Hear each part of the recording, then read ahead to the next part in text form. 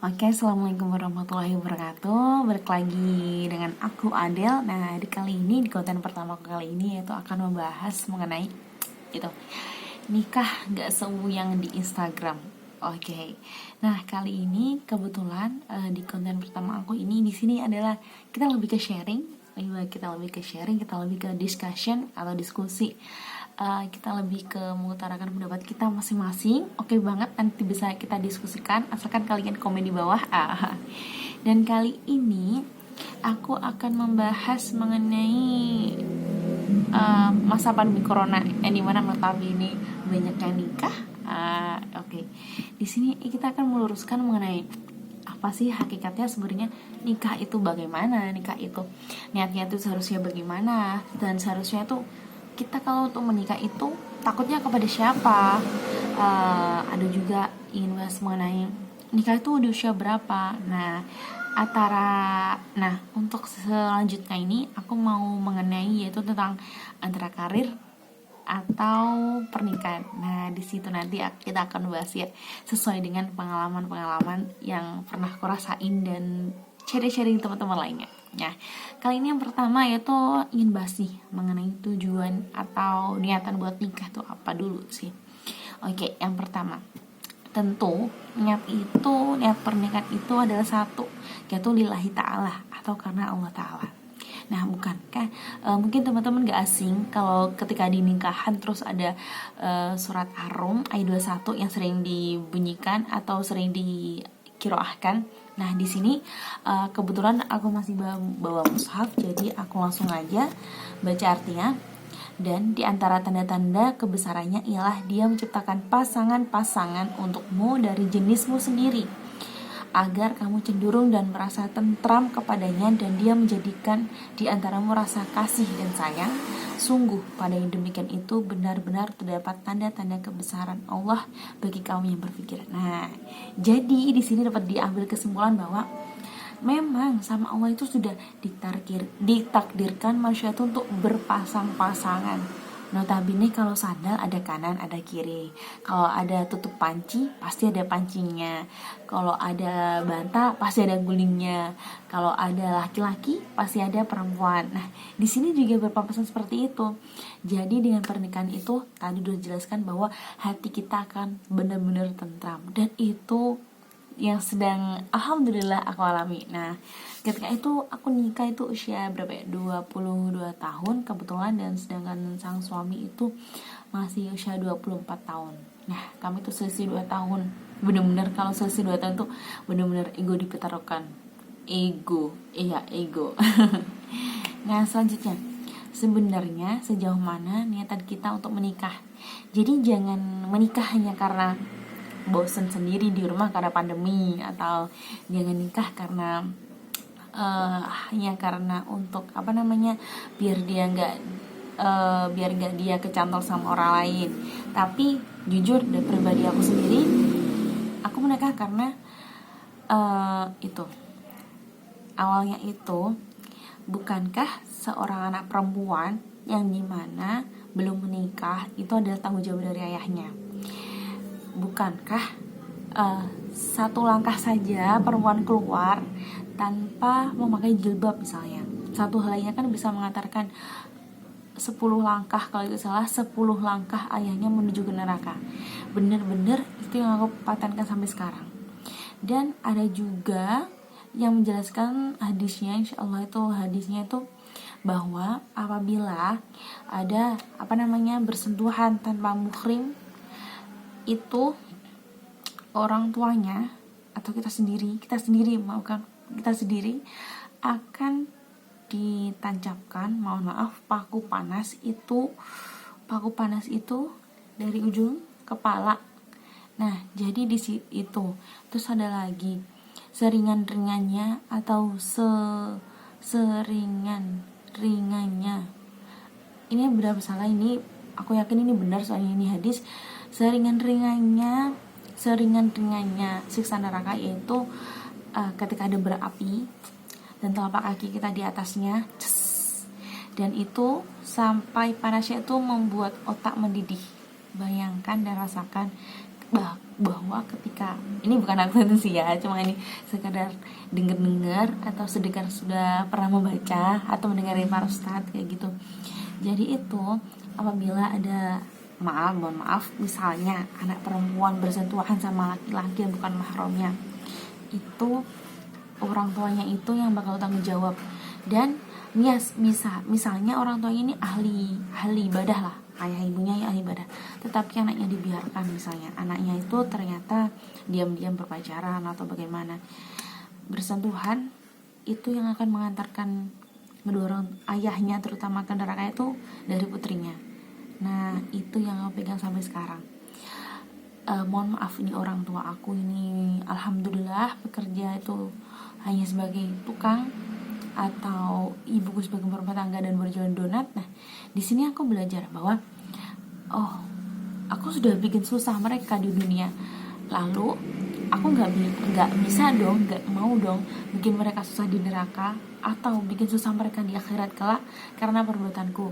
Nah di situ aku berpikir oke, mungkin adalah salah satu cara agar aku berhenti untuk melakukan kemaksiatan terus menerus, yaitu dengan menikah. Nah alhamdulillah dengan menikah perlahan-perlahan itu semuanya mulai diperbagi, mulai dari, dan benar-benar perjalanan sebelum pernikahan itu benar-benar diperbaiki, mulai dari ego yang diperbaiki, emosi yang mulai terkendali, terus ada lagi banyak sih, mulai dari nah kalau perekonomian ini baru terpikirkan setelah adanya pernikahan, benar-benar mendewasakan sih, I think that's right, because nikah itu menurutku menenteramkan banget. Jadi tujuan nikah yang pertama itu adalah ibadah, yaitu yang kedua itu takut sama Allah subhanallah, Allah Ta'ala Allah Ta'ala, takut kepada Allah Ta'ala. Yang pertama tadi apa? Yang pertama tadi itu adalah sebagai ibadah kita kepada Allah. Yang kedua sebagai rasa takut kita akan azabnya neraka ketika kita ternyata itu tidak dapat menjaga diri kita dari pergaulan seperti sekarang ini, benar-benar. Nah terus selanjutnya itu aku rasa yang ketiga adalah ketika kalian sayang kepada orang tua kalian atau sayang kepada ayah, ibu, semua pun keluarga kalian, yuk kita bersama-sama perbaiki diri, perbaiki ibadah kita, perbaiki pergaulan kita terutama.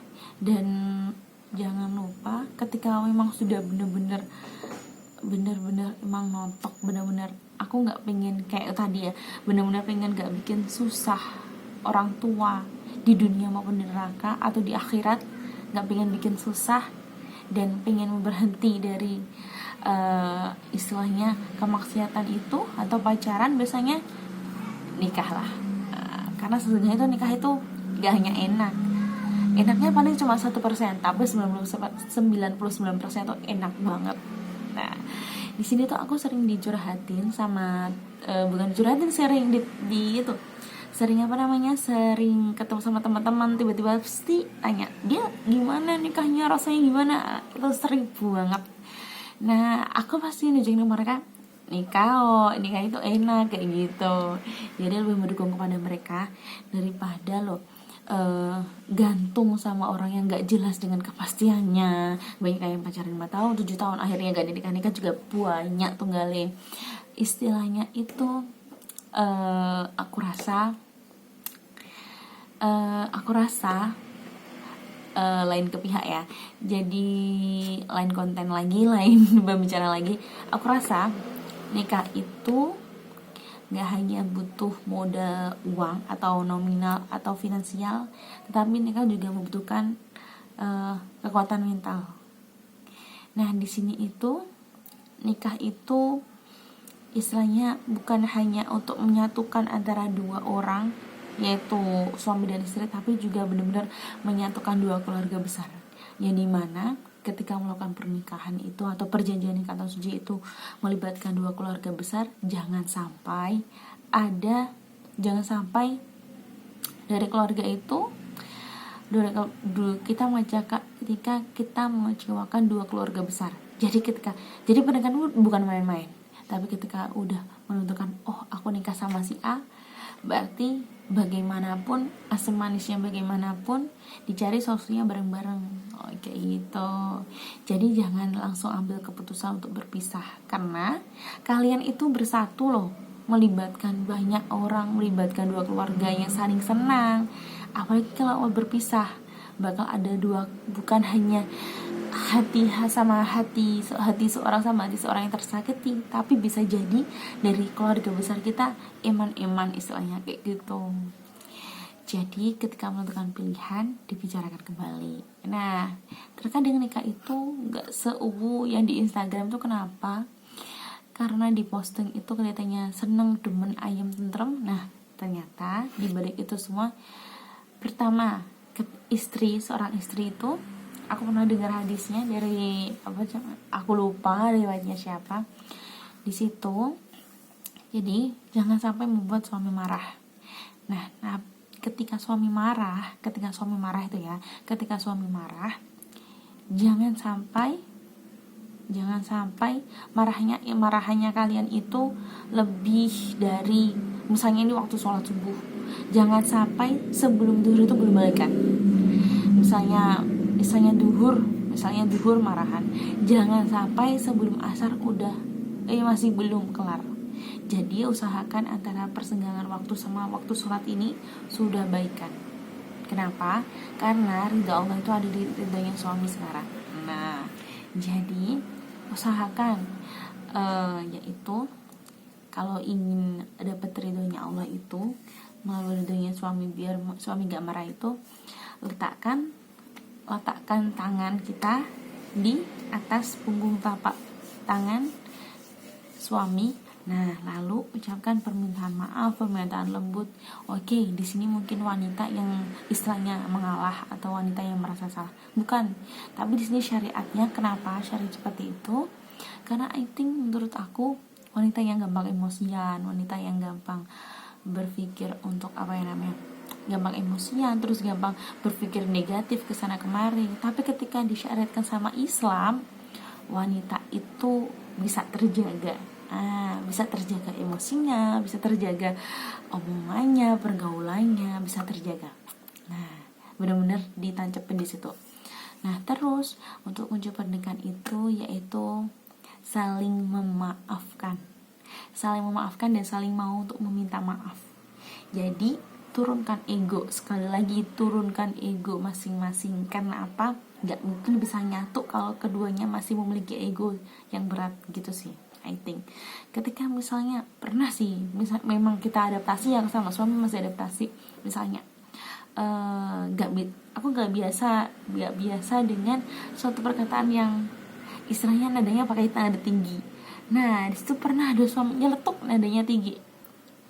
Dalam hati, gini ya rasanya. Hati-hati, itu marah, baru benar-benar marah.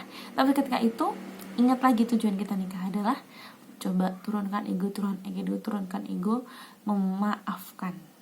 Memaafkan.